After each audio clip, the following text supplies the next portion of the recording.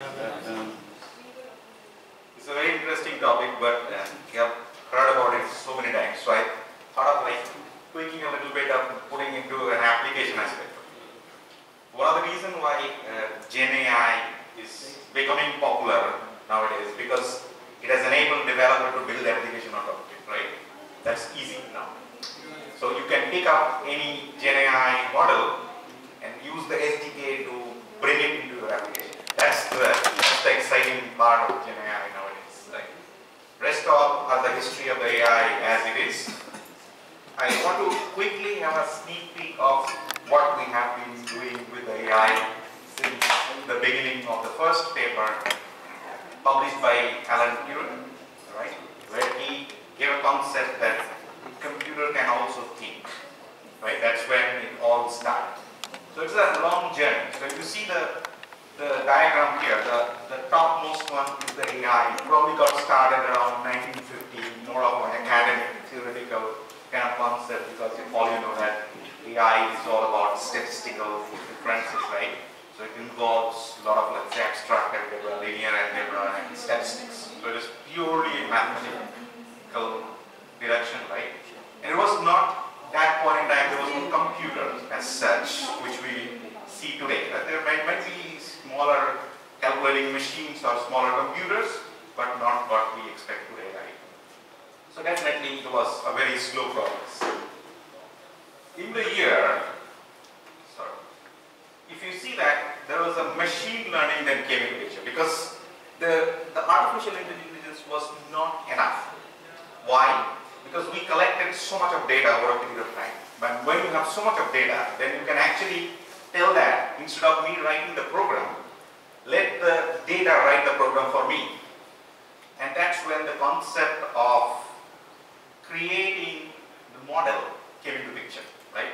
So you have to understand that if you go back, if you think from a programming perspective, right, there's an algorithm for anything. Like the algorithm is a non-programming thing. It's a simple English. Maybe some boxes, CFS, or a pseudocode, right? Which is not exactly the code which we write.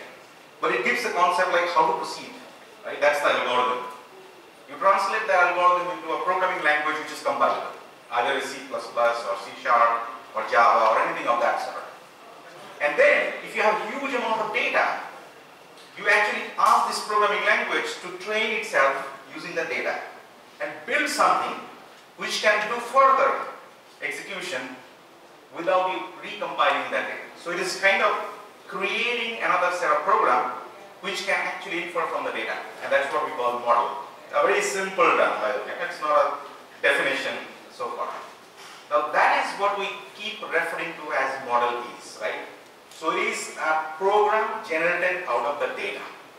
Now, depending on what kind of algorithm you are using, the statistical algorithm, is it K nearest neighbor, which means that all the kind of related words will stay together. That's one of the algorithms, right? The clustering is one such higher level algorithm. So there are many such machine learning algorithms produced by the PhD holders as part of their research paper. And that's how it got produced. So it's not you and me who will write those algorithms. It is probably built by somebody in a university after years of research, and then that came in. And then we kind of use the Python library or any of that thing of that sort to build a program against that thing. So you get to see that scikit-learn and all this NumPy and all this library basically uses those models, right? Now in the year of 2017, when we have data and a good computer, because you need now not just the CPU but GPU, right? Because it needs a lot of power. It needs a lot of time to process and build those models. So it was not possible prior to that. Though we had all the theory and the way to do everything ready with us, like you buying, let's say, limousine in Bangalore and unable to drive. It's the same thing. So we didn't have the road back then to execute those concepts. But in 2017, when cloud was in peak, we had more compute power at our disposal, so we don't have to buy those heavy machines, and then we can just use it whenever we need it, right? That's when deep learning started. So it's not a very long ago. If you see the date, right? 2017 is just yesterday. But then, what happened? We are not happy with what we have today, right? So we keep enhancing on top of it. So we came into something called generative AI. It's a subset of deep learning, right? Definitely deep learning uses neural network, how human brain works. So if you search for deep learning in any search engine, you will find the dots and the connected, so that's the neural network. So you keep inferring and then like how our mind works, right? When you see something, you start inferring about it. Is it a door? Is it a glass? If there is a light. So you have different kind of inferences in your mind. That's how our brain works, and that's exactly how deep learning works. So the generative AI is a specialized form of deep learning which can produce content, generate the content. That's why we call it generative AI. It can produce content like text, image, audio, video, music also. So that's why we have kind of categorized it as a generative AI. But it is part of the deep learning at the end of the day, right? It uses all the deep learning capability. It uses the neural network as deep learning uses, but it is very specialized. Now there are many players in the market today. All the big shots who have got enough amount of data are coming up with their deep learning models, right? So eventually, what we see is that there are models available for multiple different activities, but there are generic models also can do many things together, right? So I was talking to one of the customers and they were trying to, let's say, get into a GPT-4, which is a heavy model and a costly one, and we could do that same thing with GPT-3.5. So I said that to them, that you don't need a bazooka to kill a mosquito, right? So you have to first understand what is your use case. It is not a chat GPT-like interface you are building. It's a very specific business use case. You can live with a smaller model, so the economics of the model is also important, right? Because you can have a larger model, but you cannot need that model. So it's up to us to identify, based on the capacity and the model which we are using, based on the test we are doing, right, how much accurate data we are getting. Now coming to the couple of fundamental differences we talked about, so I'll just quickly skim through. Now, I just talked about it already. I want to make sure that it's there. Now there are a couple of large language models available. So in the generative AI space, all the models we call as large language model, because all the neurons of the network is also able to store certain amount of data. Why? Because you imagine that to come up with a GPT-3.5 or GPT-4, you need huge amount of infrastructure. And to train the data, if that cannot retain that training, it makes no sense, because we are not going to train the same model with our own data. It's not practical, it's not possible. So we need to have that storage. So that's why they call it large language model, has got its own memory, they call sometimes as parameters. So you will hear this term called parameters. So this model has that many billions of parameters, millions of parameters. Those parameters are the configuration detail, those dots in the neural network, where things are getting stored, right? So you basically have some amount of history already stored there. So when you search, even if you do not provide any data, you still get the output, right? Because it can then fetch from its memory. It doesn't fetch from the internet, by the way, okay? So there are a couple of models you can see over here, right? So you have got all the big players who are plays with the data, come up with their own model. Microsoft has partnered with OpenAI to use their model. So Microsoft is the only authorized company to use the OpenAI in the Azure space. So if you have to use the OpenAI model, like GPT-3.5, GPT-4, Whisper, and all the other models available, DALL-E, that's our image, you can either use the OpenAI portal, go and register, get the model, and then start building your application, or you can use the Azure. These are the only two options available. And these are all commercial models, which means that these are not open source models. So you don't get to see the details about those models in detail. So sometimes they claim that I have got 1.5 billion parameters, but it's nowhere written. You will not find that. You will find them in the models like Meta's Llama, which is open source model. That everything is there and available in front of you, so you can actually go and fetch those information. But then with open source, things comes with its own pace, right? So you can continue to use that open source. There's no harm in not using open source. But if you have to, let's say, restrict yourself, then these are other models. So there are a lot of commercial models available. They don't have the open source presence. Now, with the generative AI, querying is important, right? How you ask this question. That's what we call prompt engineering. How you ask. Now, there is no, I would like to say that unlike SQL statement, many of you have learned SQL statement, how to write SQL statement, how to do join, where condition, and all this stuff. It is sort of like a science, right? You know, like you have select, you have a table name, column name, and this is the format. You cannot be innovative on that again. Maybe you can tweak a little bit, maybe you can write a better statement which will execute faster.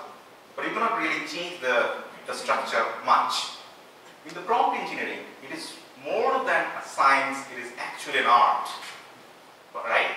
So you will yourself have experience, so might be, while you are trying to use the chat GPT or Bing chat, and if you start providing more and more information, let's say, I want to know the weather today, but can you tell me a little bit more about what I can do in that weather? So not only it is going to give you the weather detail, but also will suggest you some of the activities you can do in this weather, right? But if you simply ask, what is the weather today? It's a very simple ask, right? It might give you a simple answer. You can tweak the same prompt with the same model, get a different answer. And every time you do that, you basically get different kind of answers. Now there is a concept of prompt engineering or designing prompt. It's now becoming sort of like a skill set eventually. Because as a developer also, you have to think, I may be asking something to my end user to provide the detail, but how do I build a prompt using that input? I will not ask my end user to build the prompt because I don't expect my end user to know everything. For example, if you go to Zomato today, there is a food buddy that uses OpenAI behind the scene. But you don't need to know how to write prompt. Behind the scene, they have built the prompt, the developers have built the prompt based on your input, right? So that's what the prompt engineering is also important, not just for the end user, or using those capabilities like Bing Chat or ChatGPT, but also if you're building an application, because you have to build that. It's like parameterized query. If you recall those SQL queries, so you place this where condition value runtime dynamically coming in from the user input and putting it as a parameter. So those parameters, you need to first build a query. That is where designing prompt is important. Now, it influences models' behavior also. For example, if you give, let's say, what kind of output you are looking for with an example, right? So it's sort of like telling the model, like, model, give me the answer in this format, and I want this, 3 points. You can tell that. You can try. Always bing.com/chat. You go there, you can try. It's free, right? And then we can balance between specificity and the behavior, which means that there are a couple of things you need to remember, like model sometimes hallucinate, which means it gives you wrong answer very confidently. And you have to actually identify that's the wrong answer by yourself. So our humans' natural stupidity is required to validate the artificial intelligence. That's what I would like to call, right? So you always have to be very specific about, right? For example, if I ask like, can you give me the details about the recent World Cup cricket, but stay within the context of World Cup cricket, please don't bring in any other information. I can tell that prompt. I can write it today. And if I write that, it will not try to tell you anything else. Otherwise, if I say that, what is the score, can you tell me in the World Cup cricket, what is the record of Sachin Tendulkar? And it will come back with an answer, with the record of Sachin Tendulkar, where Sachin Tendulkar did not play this World Cup. But if you specify this, then it will not give you an answer, saying that Sachin Tendulkar quit the international cricket in this year, so he did not have. However, then it tries to give you some information about Sachin, right?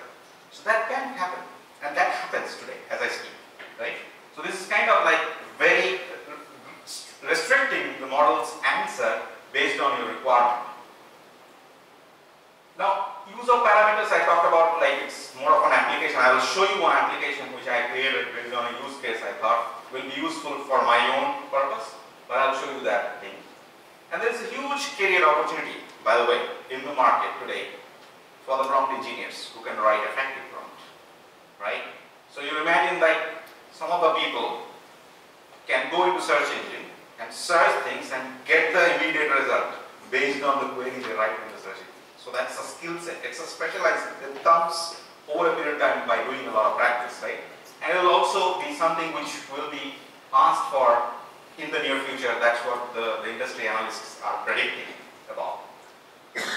Now then, there are tools for prompt engineering also available, where you can check. And we'll talk about the token and all these things a little later.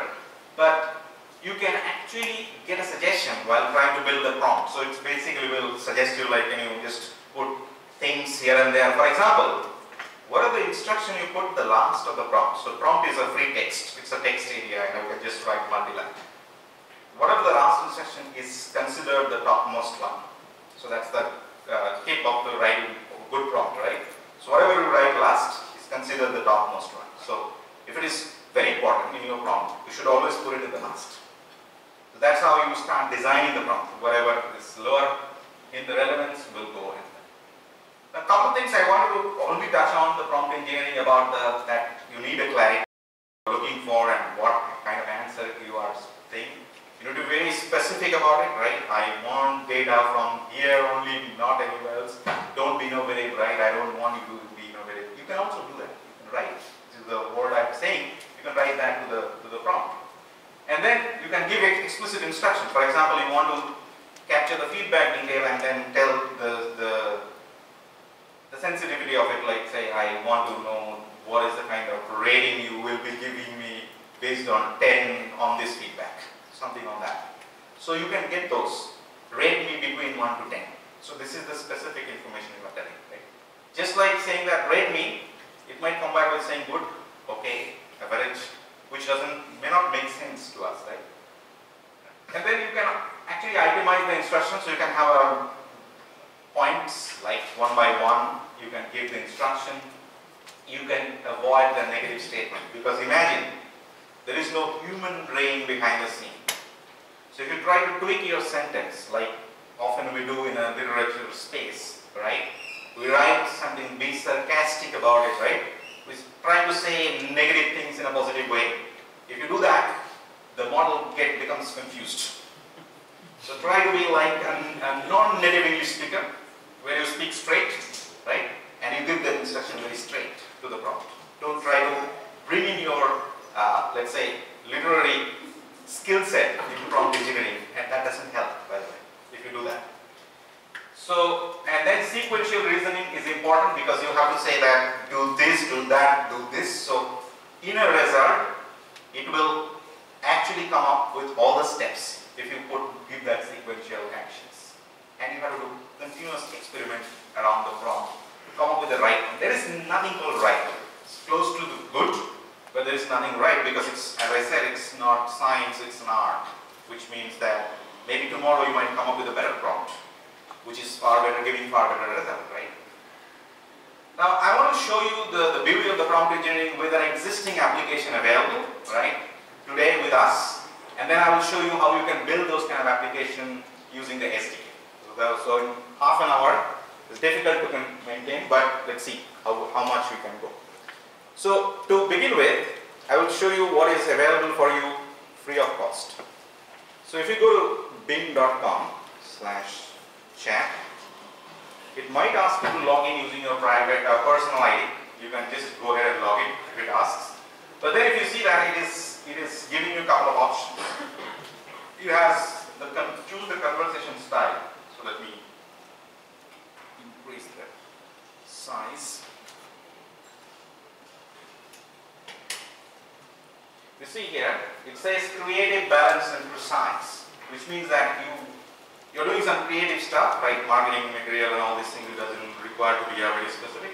You can go in the creative one, but if you want a precise answer, let's say you are asking a mathematical problem to solve, then it should be precise, right? So you can do the precise. So based on what kind of activity you are doing, you can ask this question, right? So if I say that, okay. And then, by the way, the prompt, you don't need to be nice. So you don't need to write please, thank you, and all this stuff, right? You can just straight up, because it's not human behind the scene. So if I say that rewrite send redirect. I will just say redirect. I am happy today as the weather is nice. Let's say.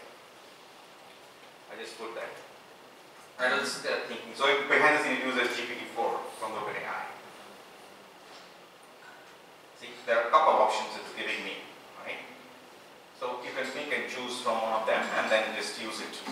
So if you want a better, let's say, output, you can always do that. You can say that, please translate this to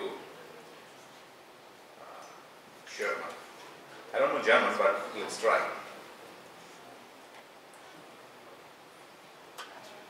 I've added please, but I will not change anything.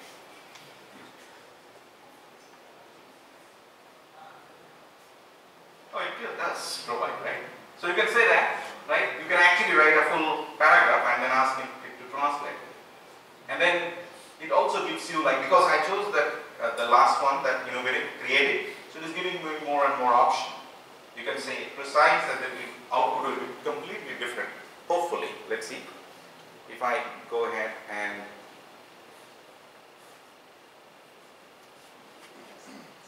new topic, if I say that, I say precise, let's say translate in German.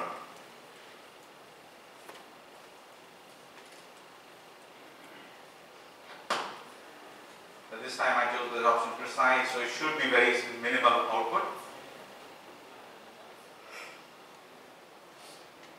Done. It's not becoming innovative, right? So it's a precise answer to the point, right? This is what you're looking for. Done. So I use it almost every now and then, and it is a beautiful tool.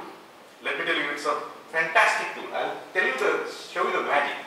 For example, if you ask me, can you share me some OpenAI, generative AI links to me? So I'll say that some information to learn generative AI. It will give me a bunch of, now this is precise, so it might not give me a lot of, but generally if you go in a creative mode, it will give you a good, nice text containing the details about the generative AI extracting from the web, right? And you can see that it is coming now with a lot of things. You can just copy and paste, right? You don't have to do research and go find, and if you don't like anything, you can remove them. So it comes with the core setup, which is end-to-end training, and then you have e-learning industry, so these are all learning materials available in the web today for free of cost. So you get it. Even the precise comes with a lot of details. Now, one of the interesting things, many people have used or not used, I'm not quite sure, is the GitHub Copilot. Now, you might have heard this term called GitHub Copilot. GitHub Copilot was introduced 2 years ago, before this generative AI was hot in the market. And it used some large language model called Codex, which got trained against all the public repositories of the GitHub. So whatever the public repositories, source code available today in the GitHub, it got trained against that data. And then it was available as a part of GitHub with a license. And then you could use 2 years ago. Since then, it is there. Now recently, it got merged with GPT-4, the Codex model. So GPT-4 is a multimodal kind of model, which means that it can perform many different things together. And then the GitHub is using the GPT-4 to produce the code. And it's one of the great ways to do that. So for example, if I say Control I, it pops up here. Write a sample to code in OpenAI SDK. It is a Python file, hello.py, so it will write a Python code. If it is a Java file, it will write a Java code. So it's a contextual basically, right? So you can see that it is giving me the code. Bang on the GitHub itself. I don't have to copy paste from it. You can now do that in the Bing also. So you're getting it here, right? You can pretty much use this code if you're using OpenAI SDK. Now, this is the kind of help to a developer. Most of the developer, if you are a developer, you know that you pretty much use search engine to search for the SAM code snippet, and there is nothing wrong in it. Many people feel ashamed about it. But it's the truth of it. Why to reinvent the wheel if somebody has done it, right? So we just plug and play all those things, and this is what we call co-pilot in Microsoft. So the term co-pilot is a very conscious decision, because co-pilot is not a pilot. It is not taking away your job. Many people think that way. It is the other person sitting next to you, the buddy developer, who is writing code along with you. So you're asking probably somebody junior to you to give a small code snippet which you can attach it. That's what the GitHub is doing, right? So it's your buddy. Now there is also another feature which you call a co-pilot chat, which comes as an interactive chat. Then I can actually use the co-pilot chat from this thing. And here, I'll say that, get me a test case for the code. So let me see what it brings. It knows that I'm in the hello.py. It will create a test case, the event test case, for the code written in hello.py and giving it. If you like it, you just copy paste. And it gives you an option to create in a separate file also, because test case generally is a different file, not in the same file. So it will give you, because I have maximized it, but it should probably give you on the top. So you can see that there are a couple of options coming: insert, add cursor, copy, and then if I go here, insert into a new file. So if you do that, a test file will be created. So if I just click that, so you see that there is a new file got created. I close this, and the test is. So you just need to modify it a bit more, right? Because it's not yet fully ready. You have to go through. But the thing is that more of the repeated activity is kind of taken away from you, right? It makes you more productive, right? Where human creativity, the human ingenuity, we call it, required, you focus there rather than the mundane task of doing those repetitive things. Give it to the co-pilot. Let the co-pilot do that. And Microsoft is coming up with co-pilot concept in almost every product. Azure is also coming up with a co-pilot. I have got an early access. I will quickly show you that option. So if you see here in my Azure portal, there is a co-pilot. You don't see it in your subscription. It's basically getting, it's a preview now. Now you can see that, it knows me because I have logged in, and it's all contextual, by the way. Why? Because Azure has got certain rights and responsibilities. You cannot do everything in Azure portal. If you are just a reader, you can probably read it. So if you say that go ahead and create a VM, it can give you a script, but it will not be able to execute because you do not have a right. So it stays within the context of your login and does everything as if you are doing the same in the Azure portal. So if you can go to Azure portal, create a VM, this co-pilot will also be able to create a VM on behalf of you. That's the whole idea. So a lot of people think that if co-pilot comes, then can it do which I'm not supposed to be doing. If it is restricted as part of the RBAC policy, it will not allow you to do that, right? So just a small funny example. So let's say this, you know that Azure portal comes up with a theme concept, so you can change it to dark mode, right? Today, most of us don't know where to go. So you probably search and then find out. But I can say that, change the theme to dark. If I say so, it will figure it out, right? It does a lot of things. It has multi-step activity, and it changes to dark. And if I don't like that dark, because I have a myopic eye, so I don't see the dark very well because things are kind of blurred for me with the letters and words, I can stop it, and then I can say change back the previous, back to previous theme. And it will figure it out, by the way, because it can check the detail from the activity log. What was the state to which it changed? That's how it has the context, right? And it fetches the data and gives back to the blue theme, which I generally have in my Azure portal. So this is just a small example, but you can ask this co-pilot to write some script to build a VM, to a Kubernetes cluster, to deploy an OpenAI model, right? You can do that. You can just simply ask this in a simple English. You can even ask, tell me the 6-month cost. You don't need to know where to figure it out. How to download the invoice, build that thing and all these things. It will do it for you and it will give you a nice table. And sometimes it might not work with since preview, it's still in testing, right? But it will figure it out from the data which you have access to. For example, we do not have the access to the billing data with certain rights you do not have, but it can get me the data. You can see that. So it is getting me all the dollars which I have spent over a period of time, right, in this subscription. So it's contextual. Alright, so this is the Azure Copilot which I like the most out of all the copilots. Now let me go back to Azure and show you like how we can deploy an OpenAI in Azure.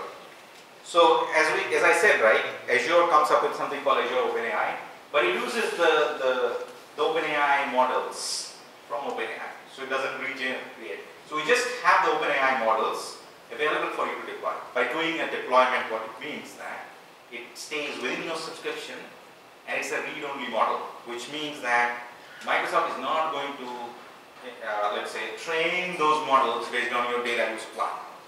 It's a read-only model available to you. Whatever the training has happened before, you just work with that model, you destroy it, it gets destroyed. Right? Nothing goes back to Microsoft. That's why we have that model deployment instead of using something which is SaaS kind of thing, right? And it's mostly like enterprise ask where they need to make sure that it's safe and secure. So let me close this. Now you can see that there are two models, but I just create an OpenAI. You can create a simple OpenAI. So if you say that I want to create an OpenAI, you choose a resource group, you give a name, you choose a pricing tier, right? Right now, with my access, I can only choose that, but there are different pricing tiers, and then you hit next. That's all you need. You can even put that OpenAI model within a network if you want to restrict that access to a certain network. You can make it private. Public cannot access it, even the URL is not accessible, right? So you can do all those things. Now, I have created already because I have only limited capacity, so I created already. So let me go back to that and show you the view here. So I have got this OpenAI created, and it comes with two things. One is the URL that we call an endpoint. Let me increase the font size a bit more. You see that endpoint in the bottom, right?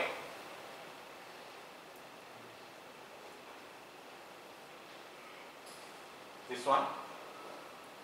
And yeah, the bottom one. And then you have got two keys. One is primary and is secondary.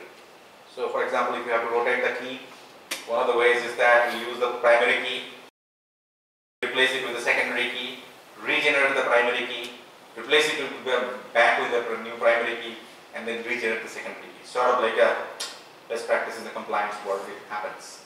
So you basically get two keys, and you can regenerate. In fact, I'm going to regenerate the key I'm going to use now, because I don't want that to be, because it's accessible in public. So you can see that I choose a region called Sweden, and then I have got a name given, WAOI, that's starting with my first name, Azure OpenAI Sweden, openai.azure.com, and it basically, that's it, right, from the Azure. Now it also gives me another portal called OpenAI portal. So where I can choose which model I need in my OpenAI, this thing, resource. So this is not giving me model yet. It is just creating the endpoint and the key for me to access. Now once you have that created, it takes you to a different portal where you basically say that I need XYZ model. For example, you need a DAL-E model for image creation. So you will select DAL-E model. If you need ADA is a model for embedding. Embedding means like how you vectorize the text and then put it in a vector database. It's a subject on its own, but it's a very important model because that's when we give the context to our LLM, which are read-only, right? So you will see that a couple of models will be visible here in this, which I already deployed. And I'm going to show you, you can see that DAL-E is there, you have a Da Vinci, so let me see if I can.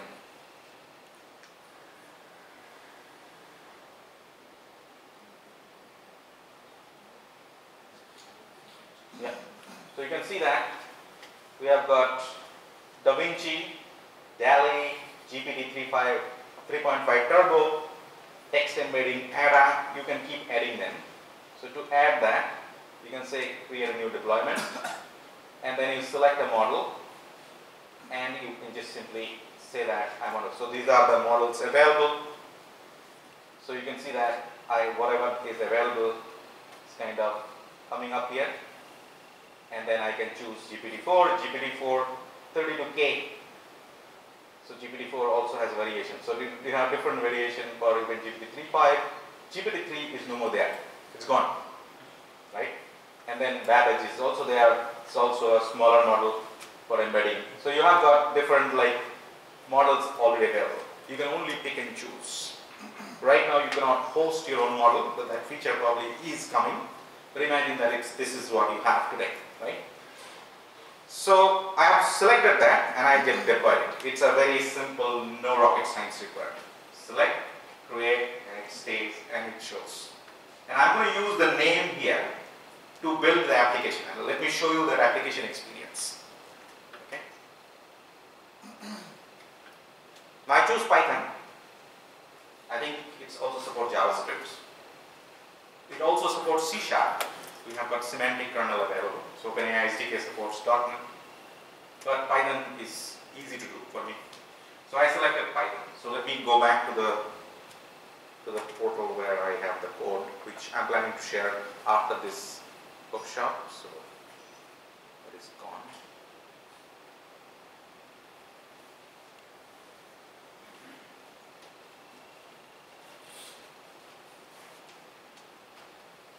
So I'm using GitHub Codespace. It's like a hosted development environment somewhere in the cloud. If you have a GitHub repo, you can just spin up a Codespace. Even with a free account, you get 60 hours of Codespace. So today, if you have a laptop with a limited capacity and you do not have the local admin right to install, you can just go ahead and create a GitHub account, put the source code, create a repo, put the source code over there, open in the Codespace, and it will open in the browser just like Visual Studio Code in the browser. It's a very convenient way to do the development. 60 hours is good enough, right, for the practice. If you are done with, create another account. So you can see that I have got a couple of files, but let me focus on the first file. And I'm using the Python's Jupyter Notebook. So one of the good things about Jupyter Notebook is that unlike Python, don't have to execute it outside. I can write, I can document it, and it's a practice in the data science world. So a lot of data scientists uses that, and you can actually have a chunks of code execute. So you don't have to build the whole thing and then modularize and all those. Just chunk of code can work, and it can actually read the previous context. So I'm going to read through that because it's quite a few lines. So I need the OpenAI SDK. So let me see. So I need the OpenAI SDK. This is important. This is I require for bringing the key and the URL and the model name and the deployment thing. Those are the values. I'll show you the config file. This is not required. You can just hard code it also. It will work. I need the OS because I'm reading the environment variable, right? That's why I need this. That's all. And then the next part is where I need things. So I'm just loading the file and then I'm reading all the values. So let me show you the file before I talk too much about the file. So this file contains few information. So you can see that. Okay. It contains a couple of keys, the URL, the API version I'm going to use, the model I'm going to use. What is the name of the model? I just kept the model name and the thing same, so it is that one. So this is the file which is going to be read by this thing. So let me execute this first line. So I execute it, it just loads that, and then once it is successfully done, I can execute the second one because it is related, otherwise it will not be able to refer. So it is able to read the value. So it shows some of the value. The key is not visible intentionally. I just hide this code. but key is also visible coming. And then I want to show you the thing which you are doing in the portal, where you are entering something like a chat, and then it's giving you a response. So imagine that you are going to write something in the chat thing using a completion model called GPT-3.5, and then the question you are going to ask is that one thing I love more than anything else is, so that it will complete. You can test the same prompt into Bing.chat and you can see the result, right? So that's what I'm trying to do through program. So this is the use of SDK. So what you've seen on the top, the OpenAI, that SDK can be used with the OpenAI model from OpenAI as well as the model from Azure. So when you use the Azure, there is a key called OpenAI type called Azure. So you have to explicit there, otherwise it will use the default OpenAI. So that is mentioned in the environment variable file. So you can see that OpenAI type, API type is Azure. That's why I'm able to connect. If I don't mention, it will not work. So if I go back and execute this, and if everything is fine, then it should give me something like this. So you'll see the output coming right below. And say that spending time with the loved ones, whether it's my family, friends, significant others, being with people, care about. So didn't want to hurt anybody. I'm not spending my time with family. Alright. So that's kind of like it's giving me the answer. So every time you can do that, and then there is a parameter when you create those model, initial model called temperature. So temperature starts with 0 and ends with 9. So the closer to the 0 is, the more precise the answer will be. The closer it will go towards 9, the more innovative the answer will become. So it will try to tell you many things which you may not like. But sometimes it's good in creative work, right? And then I also have a Da Vinci model. So it basically, it is a test. It's a simple prompt, it's a test. If I just execute this, it will show me something like this. So it shows that, I cannot read it, so let me maximize that. And my comment is here to create enlightenment, either support group or email number. There is no clue what it is telling me, but it's telling me something, right? And it's very confident, right? It's not telling that I'm telling you all this rubbish thing, but it is going to tell me all this thing. So that's how you need to test, right? Which one works, whether some can tweak, some tuning might be helpful, etc., etc. Now let me show you the real application. So these are all like a command prompt thing. So you do in the command window in the terminal, but that's not how end user will be using. Imagine that you are building it for your society. They will be using chat to ask frequently asked questions like, how can I get the number of the plumber within the society? That's the kind of question. So if you are building that kind of application, so you have to build an interface, right? You are not going to ask them to go and open up Visual Studio Code and write the thing over there, change the prompt. So how do you do that? So in the data science world, there is a very, let's say, nice tool available to build a web application called Streamlit. It's a Python library, Streamlit. And if you just download the Streamlit, in one single line, you can actually build a nice little website. So let me show you that. And this time I'm going to run this because I'm not using the Jupyter Notebook. So if I go to this folder, is it visible clearly? Yeah. Okay. So if I say Streamlit run,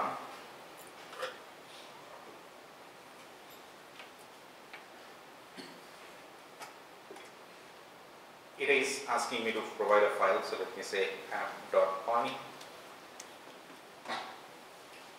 Now what it's going to do is that it's going to host a web page based on the file I've written here.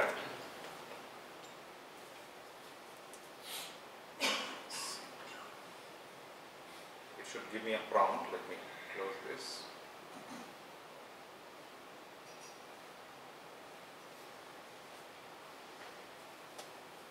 Come on.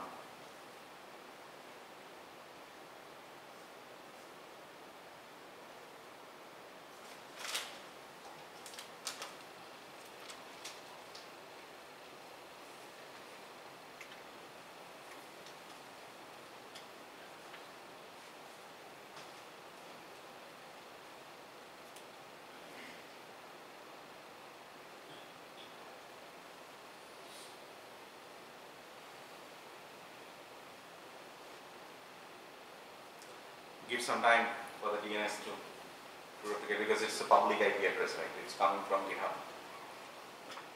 But otherwise, it gives me a prompt to host it directly in the browser. That is what I'm expecting here. But let me see that one more time. Okay. Close it.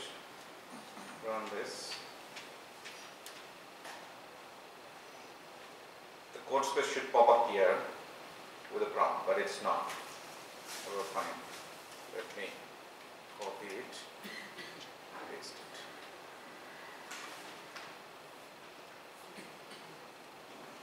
Now it is a very simple way to build a website. You just need 1 or 2 lines to build a fully running website. And I'll show you, like, you can also package it in the container, right? We only have 3 more minutes. It's difficult, but I will quickly skim through that code, right? So quickly show you that. So all you have seen before, where I was doing this OpenAI key initiation by reading the file, only one thing I have added here is that the stringlet line. And that line is for me to host it as a website. Now what I'm doing is that I'm just creating those prompts and then getting the result, but I'm just adding those things through a button, write, response, and all these things. You can see that. That's why you will see the interface showing up, and I will show you a running Streamlit. I knew that this can happen with the GitHub code space, so I kind of hosted it in my Azure as an app. So I'll show you that app, but before I show the app, let me show you the Docker file. So what I can do when I have that application, I can build a Docker image using a Python base image, a Slim, and then I just update it because there are some older version of the Python and Pip are there, so I kind of updated them. And then I copied the content from this, and then I install all the libraries I need. So I need only 3 libraries: Python, .NET environment, OpenAI, and Streamlit. So I just specify the version number, so OpenAI is there, and then I just run the command streamlit run chat history. So it's a different application, and let me show you that application running because it is not running from here.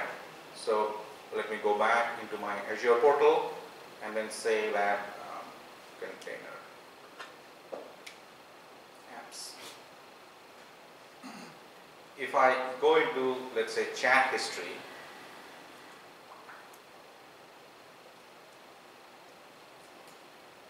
there is a public URL, and this should work if the key and everything has not changed yet. So this web page looks like this, exactly this. This is a very simple web page, and you can just ask, good afternoon. And it will work like a chat GPT or Bing chat. How can I assist you today?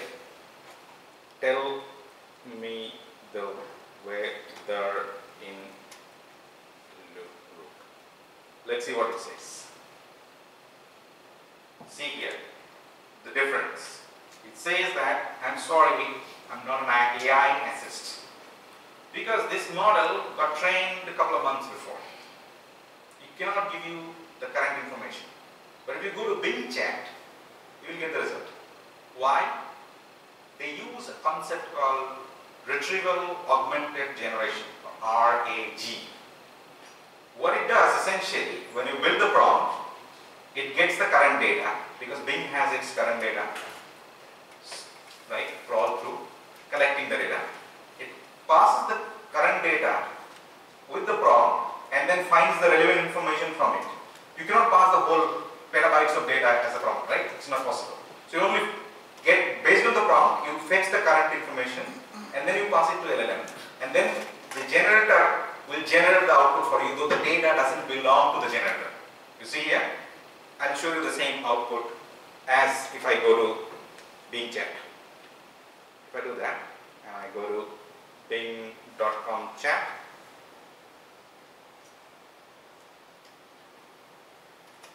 and if I say more creative, and if I ask the same question, because Bing has its own data, it's supplying the data.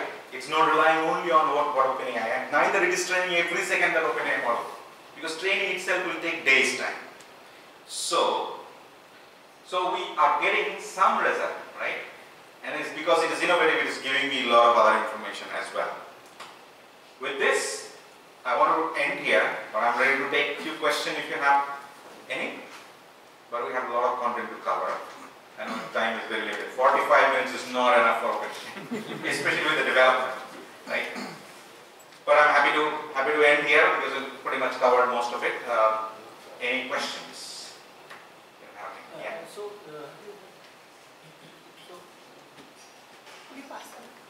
I'm not sure if this is related, but have you heard trading that they're doing day trading on your stocks, and so they are using some algo. Is this based? That is also based on this OpenAI platform. They are using these models and all these things to do the day trading and giving investment appreciations. So there are certain models which are very specialized based on the industry you work with. For example, that share trading. So they might have created a model by training the share data, and then they are using it. They may not be using the GPT-4. They may be using a specialized. There are already models available in many different industries like oil and energy, like healthcare. They have their models. Unlike generative AI, where you can do anything and everything, and your specialized one might not be as specialized as you expect, because it is having another few other data also, right? So the specialized model is for specialized activity. So I am guessing that they are not using the OpenAI, but they are using their own specialized model. For us, one task. That's how I was asking. Yeah. I have one question. Yeah. So this Bing and AI are different? No, Bing is your interface to talk to the generative AI, right? So you need some like ChatGPT. So ChatGPT, behind the scene, it's OpenAI GPT platform model.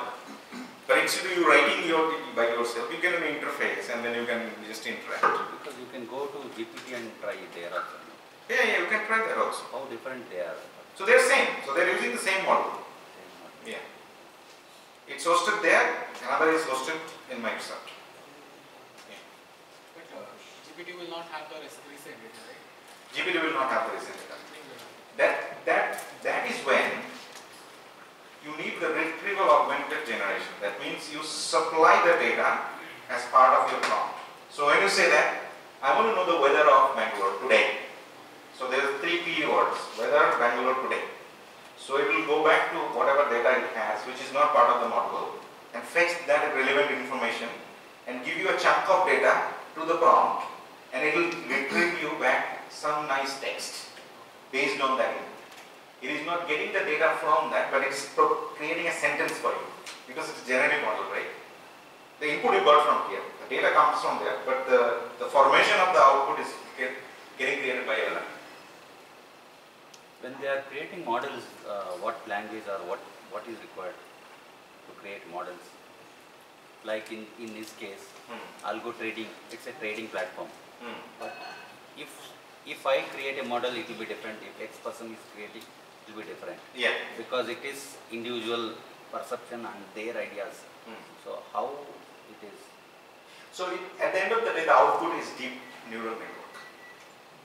Deep neural network is not Python or C#. It's a different thing, like an executable created for you, which can take the data and produce you something. Right? That's what we call model. So model is a reverse engineered programming. It is programming from data. Instead of you creating the program and then you pass the data, it Auto creates. does the training based on some training data, either supervised learning or unsupervised learning they call it, which means that you tag the data or you just go ahead and figure it out yourself. Either way. Or you say that I want to categorize all the animals, so this is dog, this is cat, this is lion, this is whatever it is. So this is supervised. But when you have the unsupervised learning, not specialized fields, in his case it is a specialized field, so it should be supervised learning.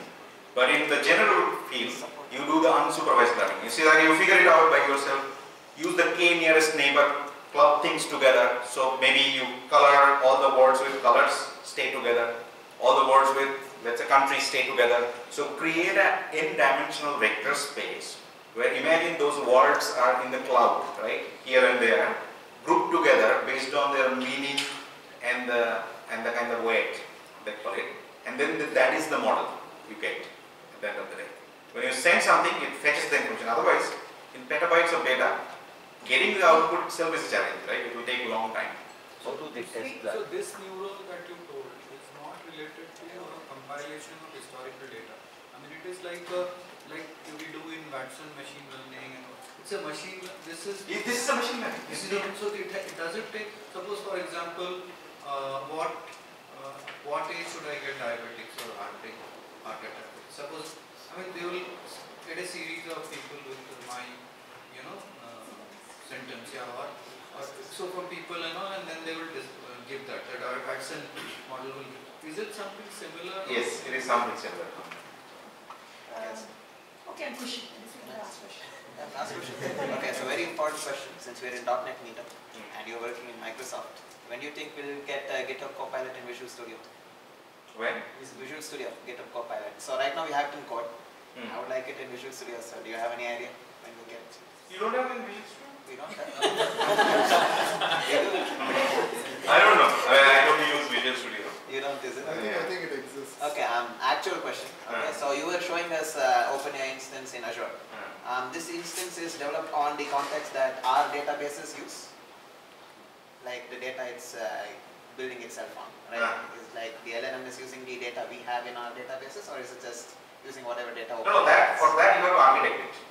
So by default, it doesn't know where your data is, neither it has got access to, nor it can fetch the various information. So whatever you have trained, let's say 3 months back, it's done.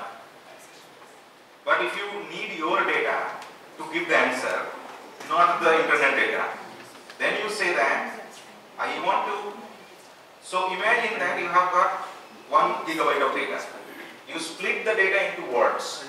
That is why we call that as embedding. An embedding is nothing but each word in English becomes an n-dimensional vector array and gets stored in a vector database. It cannot fetch the data from SQL Server. So you have to first embed it and put it in a vectorized database. So you can choose any vector database. You search with a vector database, you will find many different vector databases. So once the data is in vector database, your prompt is ready. People are asking questions. So it also split the prompt into words and tokens, and then matches with the vector database and finds the relevant information, and then it passes. So your prompt actually is a much more enhanced prompt which goes into LLM and fetches the information. It doesn't fetch information, it fetches the generated sentence from it. So information is your data, but the generation of the output is coming from the LLM because it knows the grammar and all these things, right? So like where to put stop, because it now should make sense, right? Otherwise it will only give you some error. So you're saying that it doesn't get trained based on my data. It's No. just taking my data and then matching it to what's already trained by OpenAI. Correct. I understand. It is like asking someone to first go through their automobile engineering before they start driving. We don't do that.